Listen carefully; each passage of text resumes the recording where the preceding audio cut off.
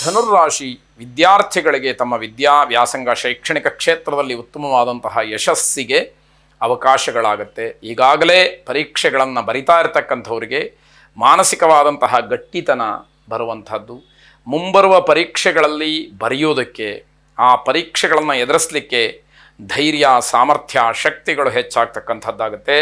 ಯಾವುದೇ ಬದಲಾವಣೆಯ ಚಿಂತೆಯನ್ನು ಮಾಡೋಕ್ಕೆ ಹೋಗಬೇಡಿ. ಬದಲಾವಣೆ ಈಗ ಯಾವುದೇ ರೀತಿಯಲ್ಲೂ ಅನುಕೂಲವನ್ನು ಕೊಡದೇ ಇರತಕ್ಕಂಥದ್ದು. ಹಳೆಯ ವಿಚಾರಗಳನ್ನು ದೂರ ಮಾಡಿ ಬೇಸರವನ್ನು ದೂರ ಮಾಡ್ಕೊಳ್ಳಿ, ಬೇಸರವನ್ನು ಕಡಿಮೆ ಮಾಡ್ಕೊಳ್ಳಿ. ಯಾವುದೋ ಒಂದು ಘಟನೆ ನಡೆದಿದೆ ಅಂತ ಹೇಳಿ ಮನಸ್ಸಿಗೆ ಪುನಃ ಅದೇ ವಿಷಯವನ್ನು ತಂದುಕೊಂಡು ದುಃಖ ಪಡೋದಕ್ಕಿಂತ ಅದನ್ನು ದಾಟಿ ಬಂದಿದ್ದೇನೆ, ಮುಂದೆ ಒಳ್ಳೆಯ ರೀತಿಯಲ್ಲಿ ಆಗಬೇಕು ಅನ್ನುವಂತಹ ವಿಚಾರಗಳು ಮನಸ್ಸಿಗೆ ಬರಲಿ ಎನ್ನುವಂಥದ್ದು.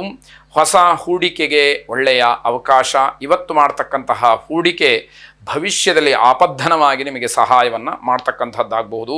ಅನುಕೂಲವಾಗಿರತಕ್ಕಂಥದ್ದು ಒಳ್ಳೆಯ ಸಮಯವನ್ನು ಅಥವಾ ವ್ಯವಸ್ಥಿತವಾಗಿರತಕ್ಕಂತಹ ಸಮಯವನ್ನು ವಿನಿಯೋಗ ಮಾಡಿಕೊಳ್ಳಿ. ನೀವು ಕೂಡ ಸಂತೋಷಪಡಿ. ಕೈಲಾದಷ್ಟು ಸೇವೆಯನ್ನು, ಒಳ್ಳೆಯ ವಿಚಾರವನ್ನು ಸಮಾಜಕ್ಕೆ ತಲುಪಿಸ್ತಕ್ಕಂತಹ ಪ್ರಯತ್ನವಾಗಲಿ. ಬೇರೆಯವರಿಗೆ ಮಾದರಿಯಾಗಿ ನಿಮ್ಮಿಂದ ಬೇರೆಯವರು ಒಂದಷ್ಟು ಪ್ರಚೋದಿತರಾಗಿ ಅಥವಾ ಪ್ರಭಾವಿತರಾಗಿ ಉತ್ತಮವಾದಂತಹ ಕೆಲಸವನ್ನು ಮಾಡಲಿ. ಸಮಾಜಕ್ಕೆ ನಿಮ್ಮಿಂದ ಒಳ್ಳೆಯ ಕೀರ್ತಿ ಅಥವಾ ಒಳ್ಳೆಯ ಒಂದು ಸೇವೆ ನಡೀಲಿ ಅಂತಕ್ಕಂಥದ್ದು. ಸುಬ್ರಹ್ಮಣ್ಯೇಶ್ವರ ಸ್ವಾಮಿಯನ್ನು ಪ್ರಾರ್ಥನೆ ಮಾಡಿ. ಶುಭವಾಗಿ.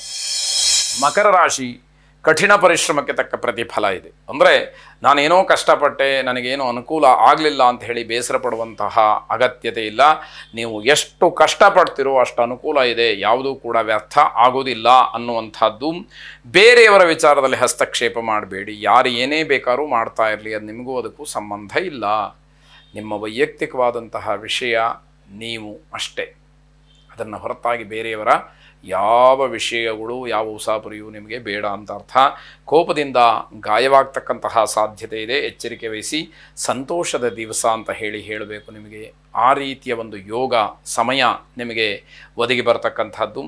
ಜನ ನಿಮ್ಮ ಸಲಹೆಯನ್ನು ಸ್ವೀಕಾರ ಮಾಡ್ಬೋದು ಅಥವಾ ಬಿಡ್ಬೋದು, ಅದು ಅವರಿಗೆ ಬಿಟ್ಟಿದ್ದು. ಆ ವಿಷಯಕ್ಕೆ ತಲೆಯನ್ನು ಕೆಡಿಸ್ಕೊಂಡು ಎಲ್ಲೋ ಸಂತೋಷ ಪಡುವಂಥದ್ದು, ಇನ್ನೆಲ್ಲೋ ನಿಷ್ಠುರವಾಗ್ತಕ್ಕಂಥದ್ದು, ಸಿಟ್ಟಿಗೆ ಹೇಳುವಂಥದ್ದು, ಇದು ಯಾವುದೂ ಬೇಡ.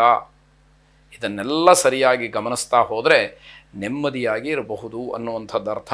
ಕುಟುಂಬದಲ್ಲಿ ನೆಮ್ಮದಿಯ ವಾತಾವರಣವನ್ನು, ಶಾಂತಿಯುತವಾದಂತಹ ವಾತಾವರಣವನ್ನು, ಸಮಾಧಾನಕರವಾದಂತಹ ಒಂದು ಪರಿಸ್ಥಿತಿಯನ್ನು ಮನೆಯಲ್ಲಿ ಕಾಪಾಡಿಕೊಳ್ಬೇಕಾದಂಥದ್ದು ಅತಿ ಮುಖ್ಯವಾಗುತ್ತೆ.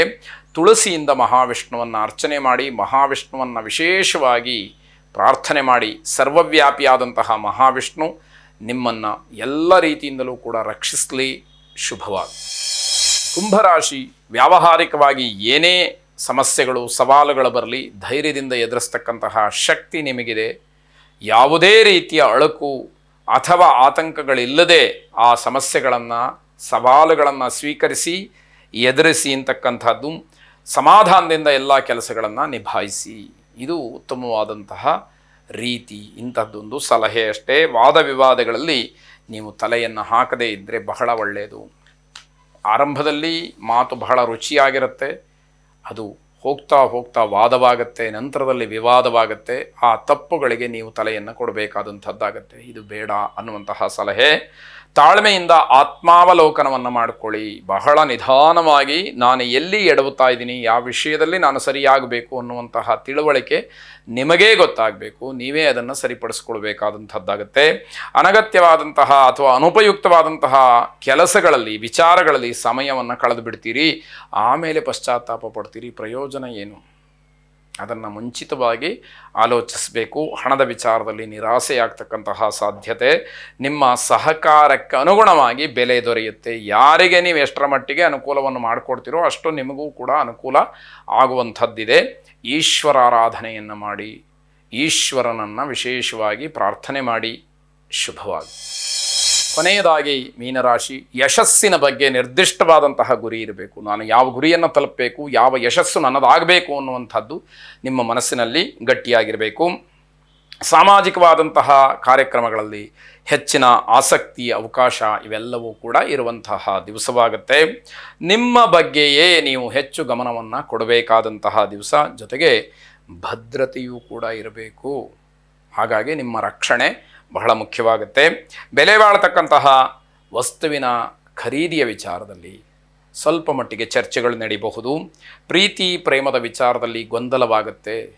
ಅದು ನಿಮಗೆ ಸ್ವಲ್ಪ ಏನೋ ಮಾನಸಿಕವಾದಂತಹ ವಿಕಾರಕ್ಕೆ ಕಾರಣವಾಗುತ್ತೆ. ಬೇಸರವೂ ಕೂಡ ಆಗುವಂಥದ್ದಿದೆ. ನಿಮ್ಮ ಸೇವೆ ಮತ್ತು ಸಹಕಾರ ಸಮಾಜಕ್ಕೆ ಜನಮನ್ನಣೆ ಪಡೆಯುವುದಕ್ಕೆ ಅತಿ ಮುಖ್ಯವಾದಂತಹ ವಿಚಾರವಾಗುತ್ತೆ. ಇದನ್ನು ಗಮನಿಸ್ಕೊಳ್ಳಿ.